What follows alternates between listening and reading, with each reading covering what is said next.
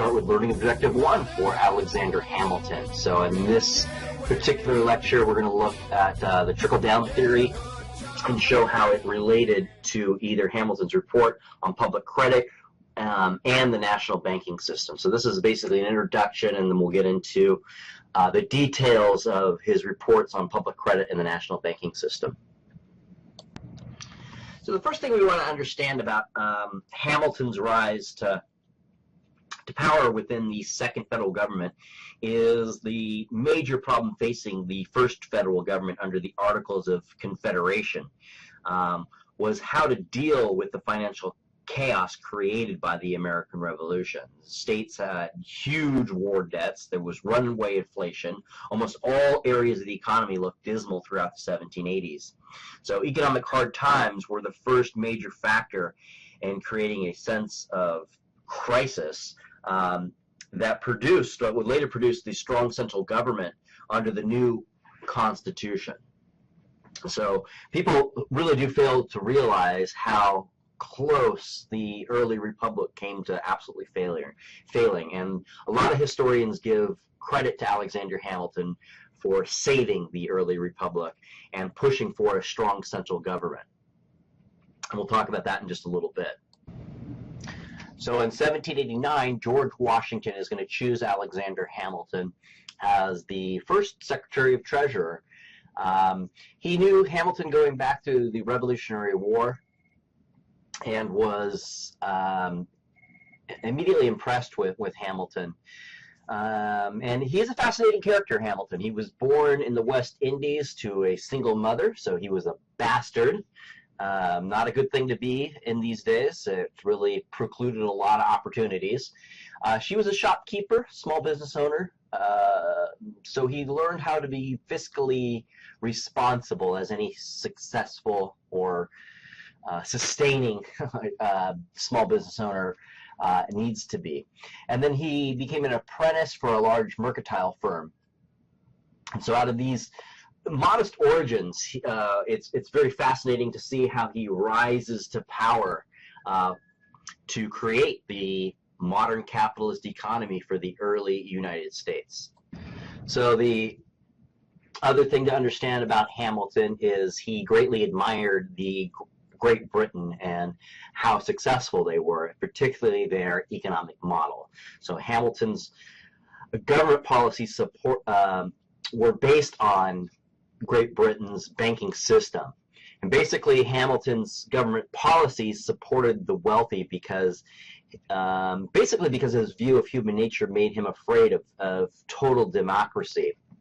He assumed that in a Republican society, the gravest threat to political stability was anarchy rather than monarchy. So if we're going to have between the two extremes of monarchy, central authority, dictatorship, and anarchy, he's going to choose the latter.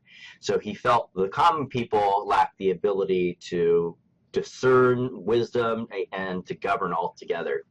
So any attempts by them to rule or for the government to rule in their direct interest would, as he put it, exciting their jealousies and apprehensions to throw affairs into confusion and to bring civil commotion. So profound distrust of the common person. So the best hope for the survival of the Republic, Hamilton believed, lay in the country's moneyed class, the wealthy. So if the wealthy could be persuaded that their economic self-interest could be advanced or made less insecure, at the very least, by the central government, they would support it and bring a greater measure of prosperity to the common people, right? And so one of the things that Hamilton is dealing with too is, or is concerned about, is to try to create a sense of nationalism. And this is the way he thinks he's going to go about it, is that you get the rich to be interested in some sort of the national identity by pegging their economic interests to it. And in doing so, it will create an environment for the common person to also thrive. That's his theory, right? So from Hamilton's perspective, there's definitely no conflict between private greed and the public good. They were the source of each other. So trickle-down economics is not too difficult to understand. It's basically trickle-down theory provides financial incentives to businesses and wealthy individuals to invest in the economy. The direct benefits in the form of more wealth go to the wealthy and big business, while the indirect benefits, the trickle-down benefits, go to the common person in the form of more jobs and thus more purchasing power. So, and as the theory goes, more profits are created through the business that's stimulated. That creates a greater tax pool for the government to tax, and then they could pay back their original debt that they incurred by stimulating the wealthy class in the first place. So the theory goes. And this is all predicated, too, on timing. So the idea in theory is during bad times, you want to spend more money to take care of people, cut taxes, and create jobs. And conversely, during good times, gradually raise taxes as the economy improves to lower the government debt as that greater tax pool is theoretically created. And this is where it gets a little bit into trouble, this theory, when applied as an ideology, meaning a lot of politicians will use this as this is the way to go with the economy always, instead of looking at it for specific sectors of the economy and realizing when you need to pull back from greatly assisting the wealthy class in the effort to try to improve the middle and lower classes' economic status. So all of this is clearly demonstrated when you review Hamilton's report on the public credit and the national banking system.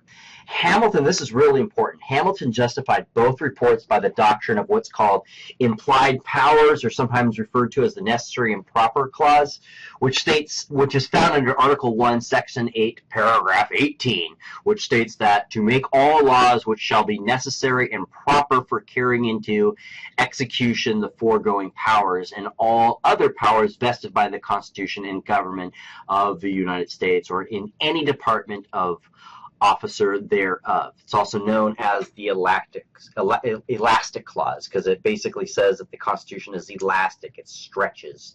It can move, right? This is referred to as a loose interpretation of the Constitution versus a strict interpretation of the Constitution. The loose interpretation of the Constitution says, using Article 1, Section 8, Paragraph 18, you can imply that the government can do anything through Congress and the executive when it is necessary and proper. A strict interpretation of the Constitution would suggest that if it's not specifically in the Constitution, then we cannot do it. So again, this is clearly what Hamilton's running on. This is going to get him into big trouble with Jefferson, because Jefferson at first, before Jefferson is president, has a very strict interpretation of the Constitution because he fears a strong central government. Jefferson does. Hamilton champions a strong central government and is going to be the staunchest advocate of a loose interpretation of the Constitution, again, using the so-called elastic clause within the Constitution. Jefferson and Hamilton are not going to see eye to eye on this at all, and they're going to use their differences of opinion within the Washington administration as a platform to create the two-party system, which we'll look at a little bit. But the first two parties being the Federalists, led by Hamilton, and then the Democratic Republicans, which will be led by Jefferson. It's a gas. Grab that cash with both hands and make a stash. New car, caviar, four-star daydream. Think about me, our football team.